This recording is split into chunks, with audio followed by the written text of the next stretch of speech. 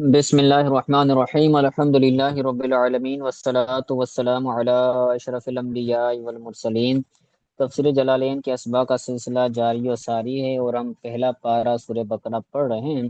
گزشتہ درس کے اندر ہم نے حضرت ابراہیم علیہ الصلوۃ والسلام کے حوالے سے پڑھا کہ اللہ تبارک و تعالی نے ان پر کیسا انعام فرمایا اور مقام ابراہیم کو جائے نماز بنانے کا اللہ تبارک و تعالی نے حکم دیا، اور حضرت ابراہیم علیہ السلام اور ان کے بیٹے حضرت اسماعیل علیہ السلام کو اللہ تبارک و تعالی نے حکم دیا کہ وہ میرے گھر بیت اللہ کو صاف رکھیں، پاک رکھیں نماز پڑھنے والوں کے لیے۔ اور اس کے علاوہ یہ بھی پڑھا تھا کہ اللہ تبارک تعالیٰ نے ان کو انہوں نے جو ہے وہ کعبۃ اللہ کو بنایا، حضرت ابراہیم علیہ السلام اور حضرت اسماعیل علیہ السلام نے کعبۃ اللہ شریف کو بنایا تھا۔ ٹھیک ہے، تو آگے بھی انہی کا بیان ہے حضرت ابراہیم علیہ السلام اور ان کے اولاد کے حوالے سے، تو شروع کرتے ہیں۔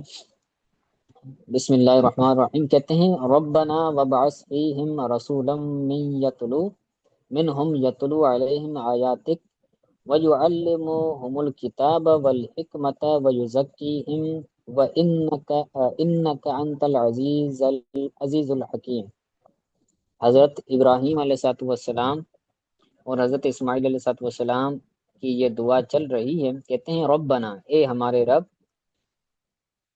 ان میں بھیج رسولم منہم، انہی میں سے ایک رسول۔ رسولن کے اندر جو تنوین ہے وہ تنوین تنکیر ہے، یعنی ایک رسول، انہی میں سے ایک رسول بھیج، ایسا رسول بھیج، یتلو علیہم آیاتک، جو ان پر تمہاری آیتیں تلاوت کرے، وَيُعَلِّمُهُمُ الْكِتَابَ، اور انہیں کتاب سکھائے، وَالْحِکْمَةَ، اور حکمت سکھائے، وَيُزَكِّيهِمْ، اور انہیں پاک کرے، اِنَّكَ أَنْتَ الْعَزِيزُ الْحَكِيمُ، بے شک تو ہی غالب حکمت والا ہے۔ انت یہ تاکید ہے اور یہ حصر ہے، اسی لیے ترجمہ ہوگا بے شک تو ہی غالب حکمت والا ہے۔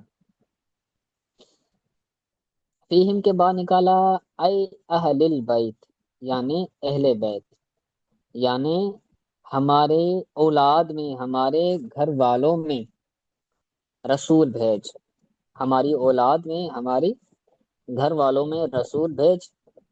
تو یہاں پر غرض مفسر ہوگا ہم ضمیر کا مرجع بیان کرنا۔ آگے کہتے ہیں من انفسہم، یعنی انہی کی جانوں میں سے، یعنی انہی کے نفسوں میں سے، اور انہی کی اولاد میں سے ایک رسول انہی کی طرف بھیج۔ تو غرض مفسر ہوگا محذوف مضاف کو بیان کرنا۔ انہوں نے لکھا ہوا ہے نا رسولم منہم، یعنی رسولم من انفسہم، تو محذوف مضاف بیان کیا ہے، تو غرض مفسر یہی ہوگی محذوف مضاف کو بیان کرنا۔ وقد اجاب اللہ دعاءہ بے محمد صلی اللہ علیہ وسلم، اور تحقیق اللہ تبارک و تعالی نے حضرت ابراہیم علیہ السلام کی دعا کو نبی کریم صلی اللہ علیہ وسلم کے ذریعے پورا کیا۔ دعاءہ کے اندر جو ہو ضمیر ہے اس سے مراد ہیں حضرت آدم علیہ السلام۔ دعا چونکہ حضرت آدم علیہ السلام نے کی تھی، تو اللہ نے ان کی دعا کو نبی کریم صلی اللہ علیہ وسلم کے ذریعے پورا فرمایا، یعنی حضور انہی کی اولاد میں مبعوث کیے گئے، اور حضور ایسے نبی تھے جو ان تمام صفتوں کے جامع تھے۔ تو یہاں پر غرض مفسر ہوگا وضاحت کرنا۔ قاضی یہاں پر دعا حضرت ابراہیم علیہ السلام کی تو چل رہی؟ جی جی، پیچھے تو ان دونوں نے کی تھی، لیکن یہاں پر انہوں نے ضمیر صرف حضرت ابراہیم علیہ السلام کے لیے نکالی ہے۔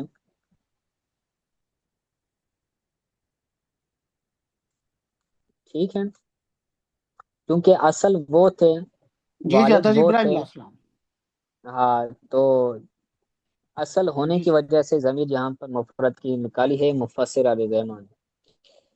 جی آگے کہتے ہیں یتلو علیہم آیاتک، جو ان پر تمہاری آیت یعنی تمہاری کتاب تلاوت کرے، پڑھے۔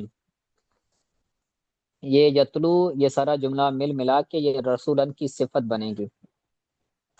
آیات کے بعد القرآن نکالا، یعنی قرآن پڑھیں، غرض مفسر ہوگا آیات کی معنی مرادی بیان کرنا، اور انہیں کتاب سکھا یعنی قرآن سکھائے، یہاں پر بھی وہی غرض ہوگی، کتاب کی معنی مرادی بیان کرنا، اور حکمت سکھائے یعنی ما فیہ من الاحکام، یعنی جو احکام میں حکمت ہے وہ حکمت بھی سکھائے کہ کون سی چیز کب کرنی ہے، کیسے کرنی ہے، تو حکمت بھی ان کو سکھائے۔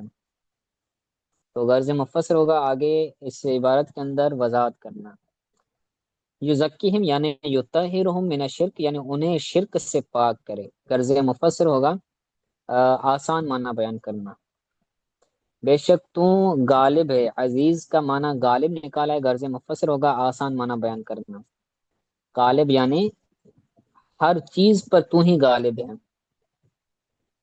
اور حکیم ہے یعنی فی صنعہ اپنے بناوٹ میں، صنع بولتے ہیں صنعت، بناوٹ، یعنی اپنی خلقت کے اندر تم حکیم ہے، اپنی مخلوق کے اندر تم حکیم ہے، غرض مفسر ہوگا وضاحت کرنا۔ وَمَن يَرْغَبُ عَن مِّلَّةِ إِبْرَاهِيمَ إِلَّا مَن سَفِيَ نَفْسَهُ، اور جو حضرت ابراہیم علیہ السلام کے دین سے منہ پھیرے گا تو وہ نہیں ہوگا مگر جس نے اپنی جان کو بھلا دیا۔ اللہ من صفیہ، صفیہ کا مطلب ہے جہل، یعنی جس نے اپنی جان کو بھلا دیا وہی حضرت ابراہیم علیہ السلام کے دین سے منہ پھیرے گا، یعنی اس دین کو چھوڑ دے گا۔ تو اس من کو لا، من کے بعد لا نکالا ہے کہ یہ من لا کی معنی میں، تو اس کا ترجمہ یوں بھی کر سکتے ہیں کہ حضرت ابراہیم علیہ السلام کے دین سے کوئی منہ نہیں پھیرے گا مگر جو اپنی جان سے نا واقف ہے۔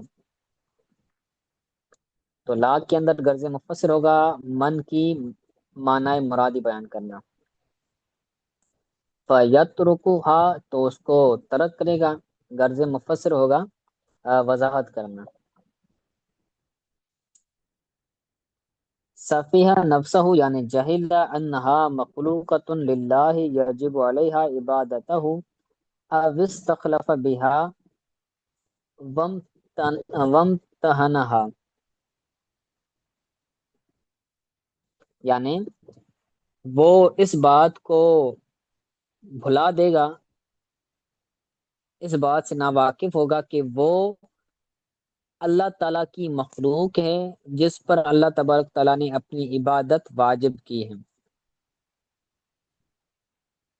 انہا مخلوقۃ للہ کہ وہ جان، وہ نفس اللہ کی مخلوق ہے، یجب علیہا کہ جس اللہ نے اس جان پر اپنی عبادت کو واجب کیا ہے۔ تو صفیہ نفسوں کی ایک معنی یہ ہے، دوسری معنی یہ کہ اوس تخلف بہا، یا پھر اس کو پیچھے ڈال دیا، او و امتحنہا اور اس کو اس کا معنی تھا یعنی بیکار کر دیا، یعنی اس کو اہمیت نہ دینا، اس کو بیکار سمجھنا، یہ اس کی معنی ہے، یعنی اس کو بیکار سمجھنا اور اس کو پس پشت ڈال دیا۔ تو یہ صفیہ نفسوں کی دوسری معنی بیان کی ہے، تو پہلی معنی اور یہ دوسری معنی، یہ دونوں وضاحت بنے گی غرض مفسر کے اندر۔ وَلَقَدِ اصْطَفَيْنَا فِي الدُّنْيَا وَإِنَّهُ فِي الْآخِرَةِ لَمِنَ الصَّالِحِينَ، تحقیق ہم نے اس کو دنیا میں چن لیا اور بے شک وہ آخرت میں صالحین میں سے ہوگا، صالح لوگوں میں سے ہوگا۔ استفینا کے بعد نکالا اختبرنا، یعنی ہم نے اس کو چن لیا، دنیا کے اندر ہم نے اس کو چن لیا، تو اس کے اندر غرض مفسر ہوگا آسان معنی بیان کرنا۔ دنیا کے اندر چن لیا یعنی بالرسالت والخلت، رسالت کے لیے اور خلیل بنانے کے لیے. خلت کا مطلب ہوتا ہے دوست. خلیل اللہ، حضرت ابراہیم خلیل اللہ ہے نا، تو انہی کے بارے میں چل رہا ہے بس کہ اللہ تعالیٰ نے ان کو چن لیا دنیا میں، یعنی رسالت کے لیے اور خلوت کے لیے، یعنی دوستی کے لیے. تو اس کے اندر غرض مفسر ہوگا وضاحت کرنا. اور بے شک وہ آخرت میں صالحین میں سے ہوگے، یعنی الذین لہم درجات العلیاء، وہ لوگ جن کے لیے بلند درجات ہیں. غرض مفسر ہوگا صفت بیان کرنا، صالحین کی صفت بیان کرنا. وذکر، اور یاد کرو، اذ قال لہ ربہ اسلم قال اسلمت لرب العالمین. اور یاد کرو جب اسے اس کے رب نے کہا، لہو کے اندر جو ہو ضمیر ہے اس سے مراد ہے حضرت آدم علیہ السلام. جب حضرت آدم علیہ السلام کو اس کے رب نے کہا کہ اسلم، یعنی اپنا سر جھکاؤ. اسلم یہاں پر یہ لغوی معنی کے اندر ہے، اصطلاحی معنی کے اندر جو معروف معنی ہے اس کے اندر نہیں ہے. اور معروف معنی کون سی ہے؟ مسلمان ہو جاؤ. اسلم سر جھکاؤ. کہا کہ میں نے تمام جہانوں کے رب کے لیے سر جھکایا. اسلم کے بعد اس کی معنی بیان کریں کہ انقد، یا انقد للہ، یعنی اللہ کے لیے. نقد ینقد آتا ہے تو یہ امر ہے، اور اس کے امر پر کیا آئے گا؟ دم آئے گا، کیونکہ یہ مضموم العین ہے. تو جب مضارع مضموم العین ہوتا ہے تو حمزہ کے اوپر دم آتی ہے، تو اس کو بنائیں گے انقد للہ، یعنی اللہ تعالیٰ کے لیے جھک جاؤ. وَأَخْلِصْ لَهُ دِينَكَ، اور اپنا دین اسی کے لیے خالص کر دو. تو غرض مفسر ہوگا اسلم کی معنی بیان کرنا. آگے کہتے ہیں وَوَصَّى ابراہیم وَوَصَّى بِهَا ابراہیم بَنِيهِ وَيَعْقُوبَ، اور حضرت ابراہیم نے اپنے اس دین کی اپنی اولاد کو وصیت کی. وَوَصَّى بِهَا، اس کی وصیت کی، یعنی اس دین کی وصیت کی ابراہیم نے اپنی اولاد کو، اور یعقوب علیہ السلام نے اپنی اولاد کو. یعنی حضرت ابراہیم علیہ السلام کے بیٹے حضرت اسماعیل علیہ السلام، حضرت اسماعیل علیہ السلام کے بیٹے حضرت یعقوب علیہ السلام. یعقوب علیہ السلام کے جو 12 بیٹے تھے حضرت یوسف علیہ السلام کے ساتھ، تو ان تمام کو وصیت کی کہ تم اسی دین پر رہنا. کیا کہا کہ یا بنی، اے میری اولاد، اے میری اولاد، ان اللہ اصطفیٰ لکم الدین، بے شک اللہ نے تمہارے لیے دین اسلام کو چن لیا ہے. تو تم ہرگز نہ مرنا، فلا تموتن الا وانتم مسلمون، تم ہرگز نہ مرنا مگر اس حال میں کہ تم مسلمان ہو. یعنی جب تم دنیا سے جاؤ، جب تم وفات پاؤ تو اس حالت میں ہو کہ تم مسلمان ہو، یعنی تم دین کو چھوڑنا نہیں، مرتے دم تک اسی دین کے اندر رہنا. تو وسا کے اندر، وسا کے بعد نکالا ہے وفا، یعنی پورا کیا. وسا کا معنی پورا بھی آتا ہے، قراءت اوسا، یعنی ایک قراءت کے اندر اوسا بھی آیا ہے. وسا یہ ماضی ہے، اوسا ماضی مجرد ہے. وسا یہ بھی مزید بھی ہے، جی وہ بھی مزید بھی ہے لیکن تفعیل کا باب ہے. اور یہ اوسا یہ باب افعال ہے، یعنی وصیت کی. غرض مفسر ہوگا قرات بیان کرنا. بہا یعنی بالملت، اس دین کی وصیت کی. غرض مفسر ہوگا ہا ضمیر کا مرجع بیان کرنا. یعقوب بھی بنی ہے، یعقوب علیہ السلام نے بھی اپنے بیٹوں کو وصیت کی، غرض مفسر ہوگا مفعول بھی بیان کرنا۔ قال کہا، اے میرے بیٹوں، بے شک اللہ نے تمہارے لیے دین کو چنا ہے، یعنی دین الاسلام، دین اسلام کو چنا ہے، غرض مفسر ہوگا دین کی مراد بیان کرنا۔ تو تم ہرگز نہ مرنا مگر اس حال میں کہ تم مسلمان ہو، یعنی نہا ان ترک الاسلام، منع کیا، یہاں اس کو مجھول پڑھے، نہی یا ان ترک الاسلام، منع کیا گیا اسلام کو ترک کرنا، یعنی اسلام کو چھوڑنے سے کیا گیا کہ تم اسلام چھوڑ کر کسی دوسرے مذہب میں نہ چلا جانا۔ وَأُمِرَ بِالثِّبَاتِ عَلَيْهِ إِلَى مُصَادَفَةِ الموت، موت کے پہنچنے تک اس دین پر ثابت قدم رہنے کا انہیں حکم دیا گیا، اسلام چھوڑنے سے منع کیا گیا اور موت کے پہنچنے تک اس دین پر رہنے کا حکم دیا گیا۔ غرض مفسر ہوگا وضاحت بیان کرنا۔ آگے آنے والی آیت کا شان نزول بیان کر رہے ہیں، اگلی عبارت کے ساتھ کہتے ہیں لما قال الیہود للنبی صلی اللہ علیہ وسلم الست تعلم ان یعقوب یوم مات اوصى بنیہ بالیہودیت، کہ جب یہودیوں نے نبی کریم صلی اللہ علیہ وسلم کو کہا کہ کیا آپ نہیں جانتے کہ حضرت یعقوب علیہ السلام جس دن اس دنیا سے رخصت ہوئے تھے، مات کا ترجمہ جس دن اس دنیا سے تشریف لے گئے تھے، تو اپنی اولاد کو یہودیت کی وصیت کی تھی، یعنی یہودیوں نے کہا کہ انہوں نے یہودیت کی وصیت کی تھی کہ تم یہودی مذہب پر رہنا، یہودیوں نے یہ کہا نبی کریم صلی اللہ علیہ وسلم کو۔ تو اس کے اندر غرض مفسر ہوگا شان نزول بیان کرنا۔ کس آیت کا شان نزول ہے؟ ام کنتم شہداء، اس آیت کا شان نزول کہتے ہیں ام کنتم شہداء اذ حضر یعقوب الموت، کیا تم موجود تھے جب حضرت یعقوب علیہ السلام کو موت حاضر ہوئی، یعنی جب حضرت ابراہیم علیہ السلام کو اس دنیا سے جانے کا وقت آیا تو اس وقت تم موجود تھے کہ جب وصیت کر رہے تھے، جب ان کو وفات ہو رہی تھی، جنہوں نے نبی کریم صلی اللہ علیہ وسلم کو یہ کہا۔ تو شہداء کی بات نکالا حضورا، یعنی حاضر تھے، موجود تھے، شہید کا معنی حاضر ہوتا ہے،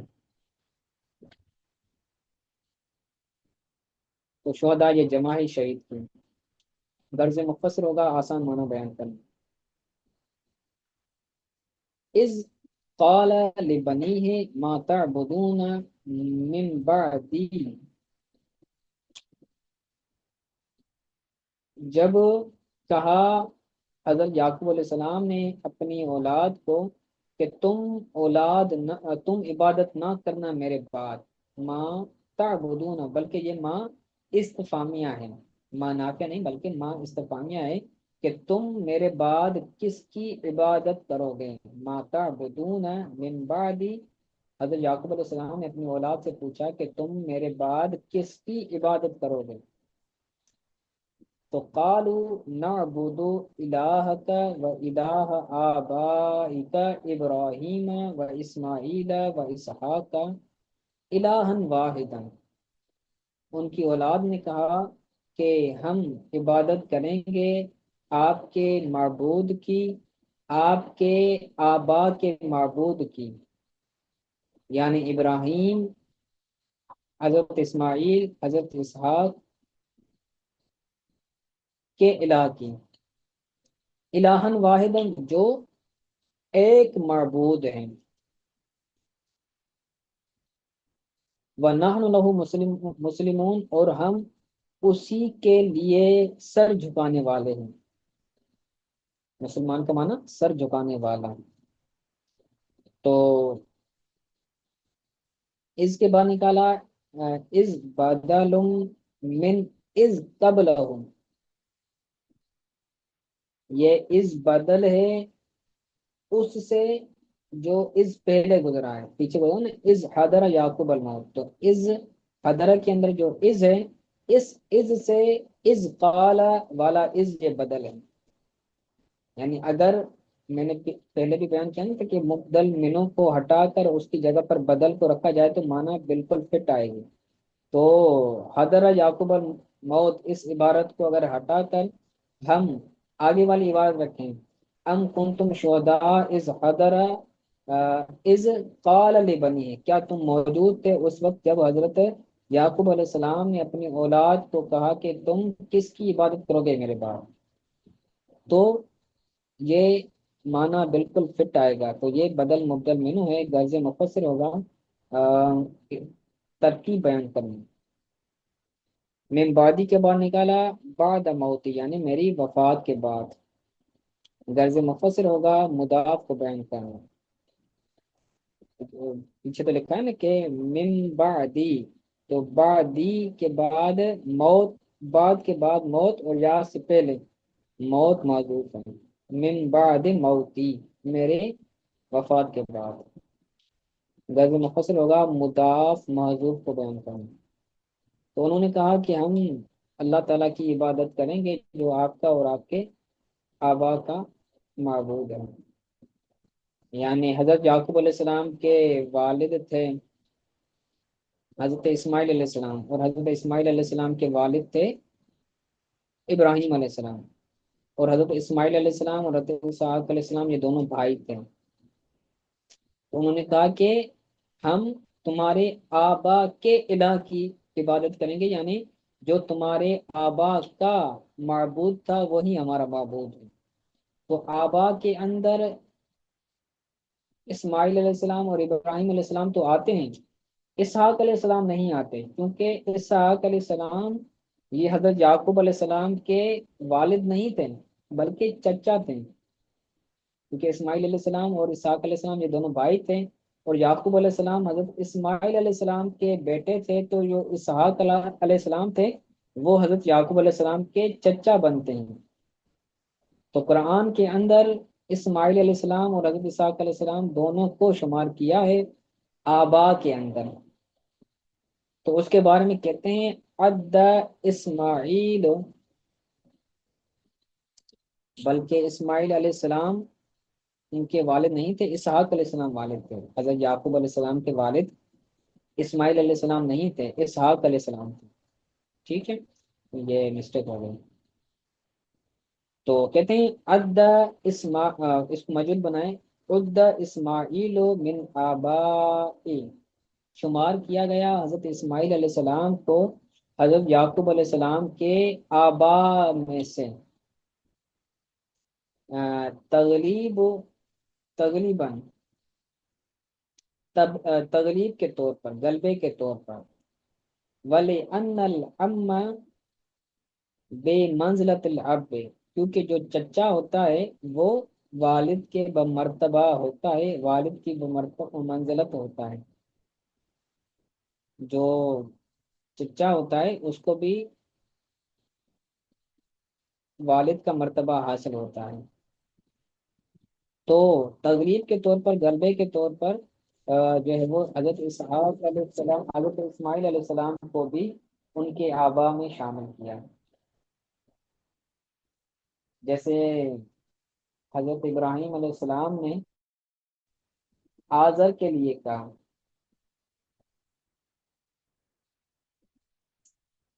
قرآن پاک کے اندر حضرت ابراہیم علیہ السلام کے بارے میں آیا ہے نا کہ انہوں نے اپنے والد آزر کے لیے کہا، تو آزر ان کا والد نہیں تھا بلکہ آزر ان کا چچا تھا، تو چچا کو انہوں نے اپنا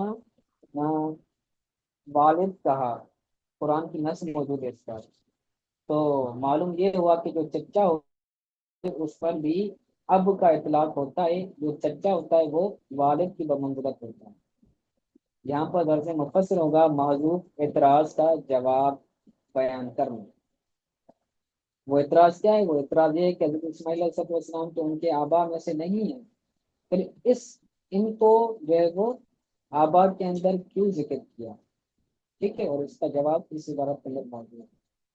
الہن واحدن، یعنی ایک ہی معبود کی ہم عبادت کریں گے، یہ بدل من الہ کا جو پیچھے ہوتا ہے نا، نعبد الہک، تو اس کی جگہ پر ہم الہن واحدن کو رکھیں تو وہ بھی معنی فٹ آئے گی کہ نعبد الہن واحدن، ہم ایک ہی معبود کی عبادت کریں گے، تو یہ اس سے بدل، تو غرض مفسر ہوگا ترتیب بیان کرنا، اور ہم سر جھکانے والے ہیں، یعنی ہم اللہ تعالیٰ کی بارگاہ میں مسلمان ہیں، سر جھکانے والے ہیں۔ تو اس سے یہ معلوم ہوا کہ ان کا جو دین تھا وہ دین اسلام تھا، یہودیت یا پھر کوئی اور دین نہیں۔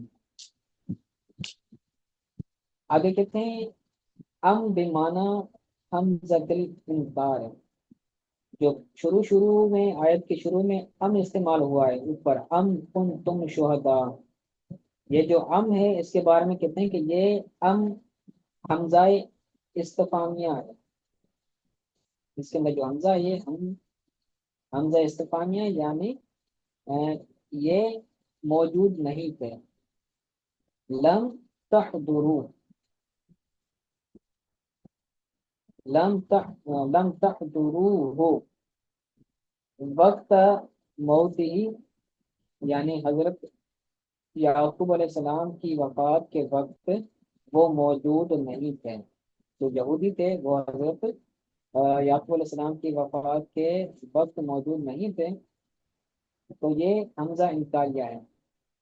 فَكَيْفَ تَنْسُبُونَ، یہ نسب ینسب آتا ہے، کیف تنسبون الیہ ما لا یلیق بہ، تو تم کیسے منسوب کرتے ہو ان کی طرف ایسی بات کو کہ جو ان کے شایان شان نہیں، جو ان کے لائق نہیں، یعنی جو ان کے شایان شان نہیں ہے، تم ایسی بات ان کی طرف منسوب کیسے کرتے ہو کہ انہوں نے اپنی اولاد کو یہودیت کی وصیت کی کہ تم اپنی مذہب پر یہودیت پر رہنا، تم یہ بات کس طرح منسوب کرتے ہو؟ تو یہ ان کے شایان شان ہی نہیں ہے، تم جھوٹ بول رہے ہو، اگر تم وہاں موجود تھے تو بتاؤ۔ ہم بمعنی حمزۃ الانکاری، اس کے اندر غرض مفسر ہوگا جو ہے وہ ہم کی تحقیق کرنا، یا پھر ہم کے اندر جو حمزہ ہے اس معنی بند کرنا کے لیے کچھ معنی ہے، اور آگے جو آ رہا ہے اس کے اندر غرض مفسر ہوگا وضاحت بیان کرنا، اے لم تحضروا، اس کے اندر غرض مفسر ہوگا پوری عبارت کے اندر وضاحت بیان کرنا۔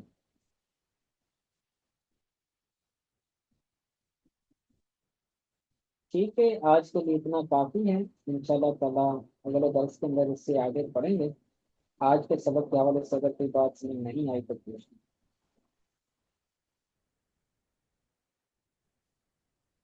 جی، یہ جو یرغب فعل ہے اس کی معنی کے اندر یہ تھوڑی سی وضاحت ہے کہ یہ فعل ہے جو ہے وہ سمیع یسمع باب سے، سمیع یسمع، راغب یرغب، تو اس کے اندر ویسے تو اس کی معنی آتی ہے خواہش رکھنا، خواہش مند ہونا، خواہش کرنا، مائل ہونا، جسے ہم کہتے ہیں رغبت رکھنا، تو یہاں پر ترجمہ کیا گیا ہے جو ہے وہ حضرت ابراہیم علیہ السلام کے دین سے منہ پھیرنا، کنارہ کش کرنا، کنارہ کش ہونا، تو اس کے اندر جب اس فعل سے، اس فعل کے بعد جب صلہ ان آئے،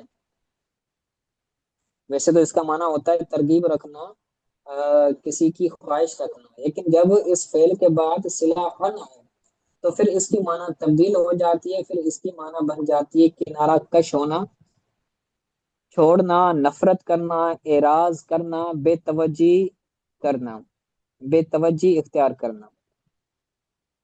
ٹھیک ہے، تو جی یہ استاد جی، منجد ٹھیک کے ہوگا، اندر جزاک موجود اللہ۔ ہے، تو یہ معنی اس طرح بنے گا، ٹھیک ہے۔ جی اور جزاک کچھ؟ اللہ، جی ماشاء اللہ، اللہ تعالیٰ مزید علم میں برکت عطا فرمائے۔ چلیے آمین، جزاک اللہ خیر۔